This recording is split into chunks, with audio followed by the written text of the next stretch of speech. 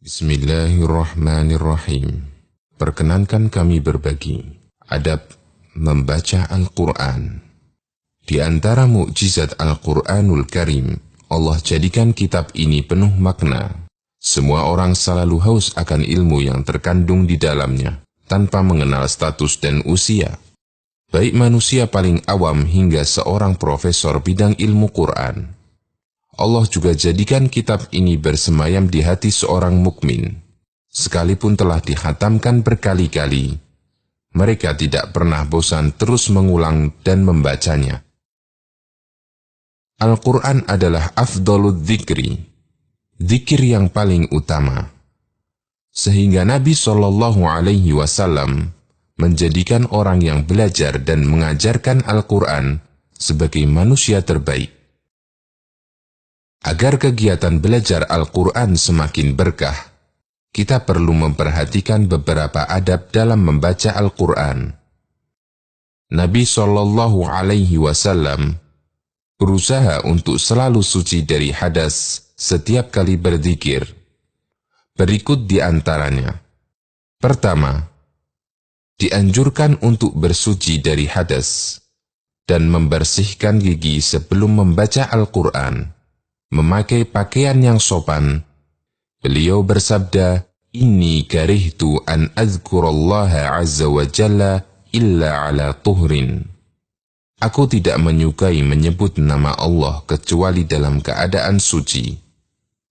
Hadis riwayat Ahmad, Abu Dawud, dan disahihkan oleh Al-Albani. Dan Nabi SAW sangat menekankan agar kita menjaga kebersihan gigi. Karena itu mengundang ridha Allah. Beliau bersabda, "As-siwaku madharatun lil fammi mardatun lirabbi." Siwak itu membersihkan mulut dan mengundang ridha Allah. Hadis riwayat Ahmad, Bukhari secara mu'allaq, dan lainnya. Kedua, dianjurkan menghadap kiblat. Dari Ibnu Umar radhiyallahu anhu, Rasulullah SAW bersabda, "Akramal majalisi mastaqbala bihil qiblah." Majlis atau posisi duduk paling mulia adalah majlis yang menghadap kiblat. Hadis riwayat Tabrani dalam Al-Awsat dan disahihkan oleh Al-Albani. Ketiga, membaca ta'awud ketika memulai membaca Al-Quran. Allah Ta'ala berfirman, "Fa'idha qara'tal Qur'ana fasta'id billahi minasyaitanir rajim." Apabila kamu membaca Al-Quran, hendaklah kamu meminta perlindungan kepada Allah dari syaitan yang terkutuk. Quran Surat An-Nahl ayat 98. Kita juga dianjurkan membaca basmalah apabila membaca Al-Quran dari awal surat, kecuali surat At-Taubah. Sahabat Anas bin Malik radhiyallahu anhu menceritakan, suatu ketika Rasulullah SAW terbangun dari tidurnya sambil tersenyum. Kami pun bertanya, "Ya Rasulullah, apa yang membuat Anda tersenyum?" Beliau bersabda, "Baru saja turun kepadaku satu surat." Kemudian beliau membaca, "Bismillahirrahmanirrahim. Inna a'tainakal kautsar, fasalli li rabbika wanhar, inna syani'aka huwal abtar." Hadis riwayat Ahmad, Muslim, dan lainnya. Keempat, hendaknya konsentrasi dan berusaha merenungi setiap apa yang dibaca. Karena Allah mencela orang munafik yang setiap hari mendengar Al-Quran, namun mereka sama sekali tidak mampu mengambil pelajaran darinya. Allah berfirman, "Afala yatadabbaruna al-Qur'ana am ala qulubin aqfaluha?" Mengapa mereka tidak merenungkan kandungan makna Al-Quran? Apakah ada kunci di hati mereka? Quran Surat Muhammad ayat 24. Dan inilah tujuan utama Allah menurunkan Al-Quran, agar kitabnya direnungi dan diamalkan. Allah berfirman, "Kitabun anzalnahu ilaika mubarakun liyadabbaru ayatihi وَلِيَتَذَكَّرَ أُولُو الْأَلْبَابِ. Ini adalah sebuah kitab yang kami turunkan kepadamu, penuh dengan berkah supaya mereka memperhatikan ayat-ayatnya, dan supaya mendapat pelajaran orang-orang yang mempunyai fikiran. Quran Surat Shad ayat 29. Kalimah berusaha khusyuk, memusatkan hati hingga perasaan terbawa sesuai apa yang kita baca. Allah berfirman, Innamal mu'minuna alladhina idza dzukirallahu wajilat qulubuhum wa idza tuliyat 'alaihim ayatuhu zadathum imana. Sesungguhnya orang-orang yang beriman ialah mereka yang bila disebut nama Allah gemetarlah hati mereka, dan apabila dibacakan ayat-ayatnya bertambahlah iman mereka. Quran Surat Al-Anfal ayat 2. Di antara sifat orang soleh, mereka tertunduk khusyuk dan menangis ketika mendengar Al-Quran dibacakan. Allah berfirman, Innal ladhina utul ilma min qablihi idha yutla alaihim yakhiruna lil adhqani sujjada wa yaquluna subhana rabbina in kana wa'du rabbina lamaf'ula wa yakhiruna lil adhqani yabakuna wa yaziduhum khusyu'a. Sesungguhnya orang-orang yang diberi ilmu sebelumnya, apabila Al-Quran dibacakan kepada mereka, mereka menyungkur atas muka mereka sambil bersujud, dan mereka berkata, Maha suci Tuhan kami. Sesungguhnya janji Tuhan kami pasti dipenuhi, dan mereka menyungkur atas muka mereka sambil menangis, dan mereka bertambah khusyuk. Quran Surat Al-Isra ayat 107-109. Keenam, berusaha membaca dengan benar, jelas, dan dengan suara bagus. Allah berfirman, وَرَتِّلِ الْقُرْآنَ تَرْتِيلًا.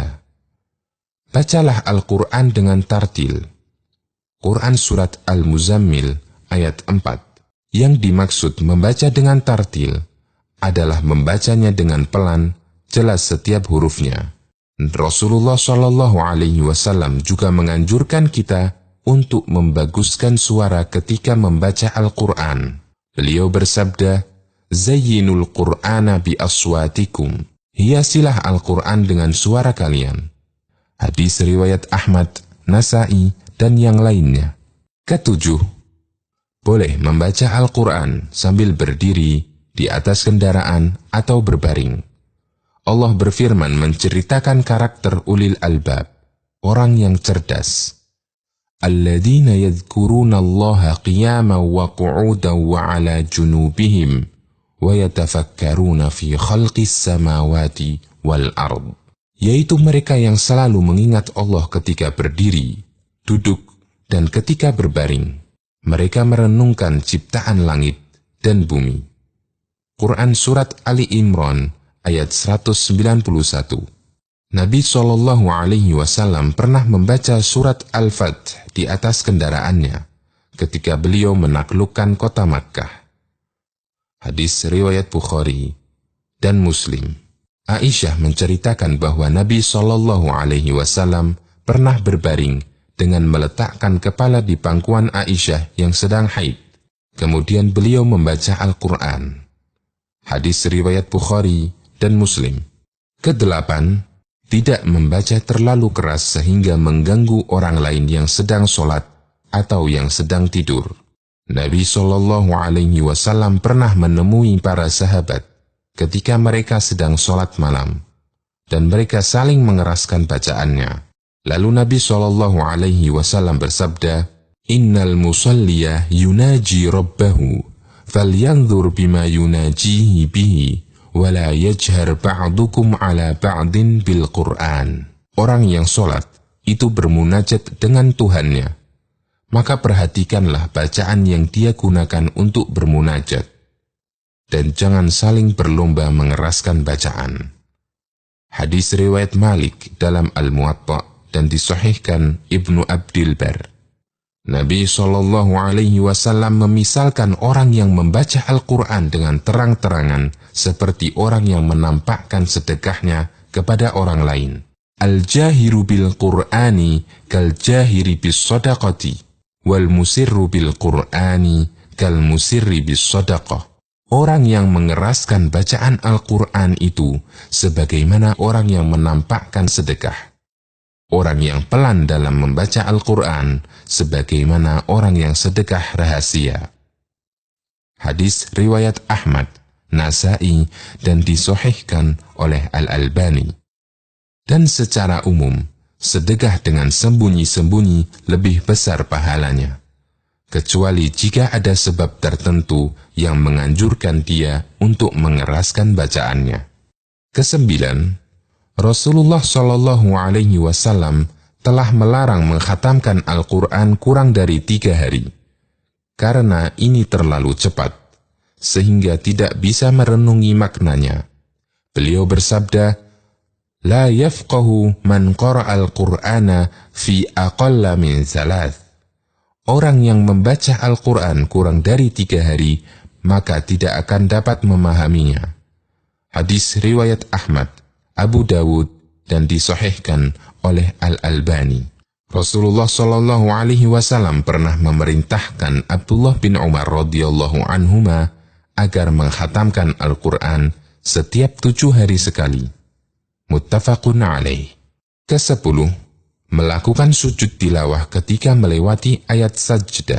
Aisyah menceritakan, ketika Rasulullah Shallallahu Alaihi Wasallam melakukan sujud tilawah di malam hari, beliau membaca kalimat berikut berulang kali.